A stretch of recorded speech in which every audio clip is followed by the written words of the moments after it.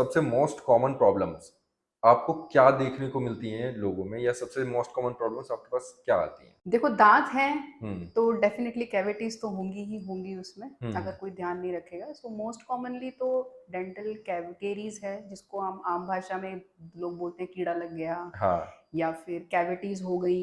मुझे दांत काला काला दिख रहा है, मेरे दांतों में खाना फंस रहा है।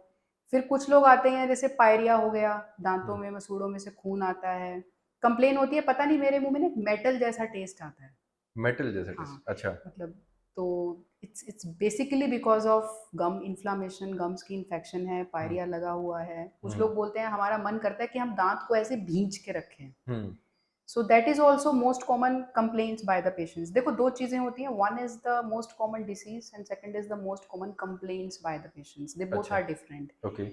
हमें ये नहीं पता है कि हमें क्या डिसीज है, लेकिन हम्म। हमें ये पता है कि हमें ये पर्टिकुलर प्रॉब्लम आ रही है, हमें सेंसिटिविटी हो रही है, हमें दांत हमारा काला दिख रहा है। सो हम्म। जैसे ही आपको लगे कि ये प्रॉब्लम स्टार्ट हुई है, you should visit a dentist at that time only. Okay. ठीक है, क्योंकि डेफिनेटली चीजें खुद से रुकती नहीं है, वो हम्म। एक प्रोग्रेशन में रहेंगी। हम्म। हम्म।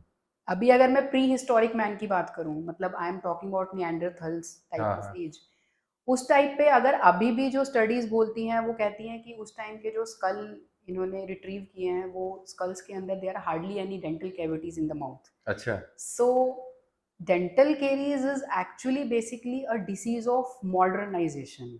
हम्म। वाई इट इज सो, जो आपने अभी खुद ही इसका जवाब दिया कि बच्चे कैंडीज खाते हैं, हमने अपनी डाइट को इतना चेंज कर लिया है, we are switching now on to the completely refined food which is full of carbohydrates, which is full of sugars, hmm. Which is the main reason behind the dental cavities. Hmm. So उसको जितना जल्दी ठीक कर लिया जाए उतना better है। तो इसका मतलब आप ये बोल रहे हो कि अगर हम स्टिल उस टाइम की अगर डाइट अपनी बना लें तो हम विदाउट गोइंग टू डेंटिस्ट अपने दांत सही रख सकते हैं? नहीं, देखो डेंटल केरीज जो कैविटीज हैं, जो कीड़ा लगना है, हाँ। वो एक सिंगल फैक्टर से नहीं होता है। अच्छा। There are basically three factors which are involved in this. The first is the host. देखो कभी भी हमें कोई पार्टी करनी है अपने हम्म। घर में, हमें तीन चीजें चाहिए होती हैं। हाँ। पहली चीज तो हमें होस्ट चाहिए, बिल्कुल। भाई जो पार्टी ऑर्गेनाइज करे। ऑर्गेनाइज करेगा। दूसरा बंदा हमें खाना चाहिए, हाँ। कि हमारे घर गेस्ट आएंगे वो खाएंगे क्या। और तीसरा हमें लोग चाहिए। गेस्ट इफ चाहिए। You have all the three things, hmm. Then definitely you can arrange a beautiful party at your home. Hmm. Similarly dental caries में भी तीन बंदे चाहिए अपने हम्म। को। पहला बंदा चाहिए होस्ट, हम्म। होस्ट मतलब हमारा पेशेंट। हम्म। सेकंड हमें चाहिए डाइट, हम्म। डाइट से हमारा मतलब है शुगर। हम्म। और तीसरा बंदा हमें क्या चाहिए, बैक्टीरिया, हम्म। जिसको कैविटी करनी है। ओके। अगर इन तीनों में से दो फैक्टर हैं और एक नहीं है, हम्म। तो कैविटी नहीं होगी।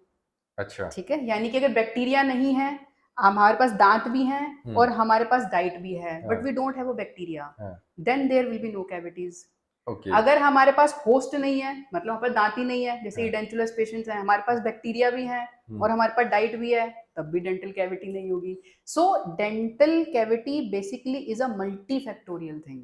हम्म। ऐसा नहीं है कि आप एक फैक्टर को कंट्रोल कर लोगे हम्म। तो डेंटल कैविटीज नहीं होंगी। अभी जैसे पेशेंट्स आते हैं, बोलते हैं कहीं कि डॉक्टर साहब मैं तो 3-3 4-4 बार ब्रश करता हूँ, पता नहीं फिर भी मुझे कीड़े कैसे लग जाते हैं। हम्म। सो आप एक फैक्टर कंट्रोल कर रहे हो, जबकि डेंटल कैविटी में ये पूरा का पूरा एक ट्रायड बना हुआ है। सो आपको अपने दुश्मन को मारने के लिए you should have guns from all the directions. Okay. ऐसा नहीं है आप सिर्फ नॉर्थ साइड से गन लगाओगे तो तो आपके। मतलब बैक्टीरिया रोकने का कोई तरीका कि जैसे आपने बोला कि अब दांत तो होंगे ही होंगे, ये तो कंफर्म है, क्या तो हम सारे दांत हटा दें तो कैविटी नहीं होगी। ठीक है, दांत तो रहेंगे रहेंगे, ये तो हमारे पास एक परमानेंट पर्सन है। अब दूसरा है फूड और बैक्टीरिया। देखो जो आपका, सॉरी मैं आपको हाँ। बीच में काट रही हूँ, जो दांत वाला भी फैक्टर है उसमें डिपेंड करता है आपके होस्ट के पास कितना पैसा है। ओके। भी आपका होस्ट कितना इफेक्टिव है, कितना इन्फ्लुएंशियल है। मोटा मोटा ये समझ लो कि आपके दांत की स्ट्रक्चर कैसी है। ओके। अगर आपके दांत की आउटर मोस्ट स्ट्रक्चर जो एनामल है वही वीक है। ऐसा कुछ मतलब जेनेटिक भी होता हाँ है? एग्जैक्टली, जेनेटिकली भी होता है, कई बार एनवायरमेंटल भी होता है, बचपन में कीड़े लग गए दांतों में। हम्म। ठीक है, प्रेगनेंसी स्टेज के ऊपर मदर ने ध्यान नहीं रखा, सो हम्म। टूथ का डेवलपमेंट अच्छा नहीं हुआ, वहां पर एनामल फॉर्मेशन ही नहीं हुई वहां पर। मतलब इसको बेबी की बात कर रहे है हो आप? Exactly, in okay. Whom I am इस पे टॉकिंग मैं बात अबाउट। करूंगा बाद हाँ में आराम से। ठीक है, तो उस कंडीशंस के अंदर भी एनामल की थिकनेस कम होगी। अभी भाई जैसे करंट वाली तार है, आपने ऊपर एल्यूमिनियम की वायर चढ़ाई हुई है, जैसे जैसे आपकी वो ऊपर की जो लेयर है वो वियर ऑफ होती जाएगी, तो risk of current will be increasing. So same thing happens in a teeth. अगर आपने ऊपर के एनामल की लेयर ही आपकी अच्छी नहीं बनी, तो यानी कि हमारा होस्ट बहुत अच्छी पार्टी दे रहा है। सही बात है। भी आपने लिमिट ही नहीं रखा अपने गेस्ट्स के लिए, आप कह रहे हो तुम भी आ जाओ, तुम भी आ जाओ, तुम भी आ जाओ। So it's like inviting every bacteria to the mouth.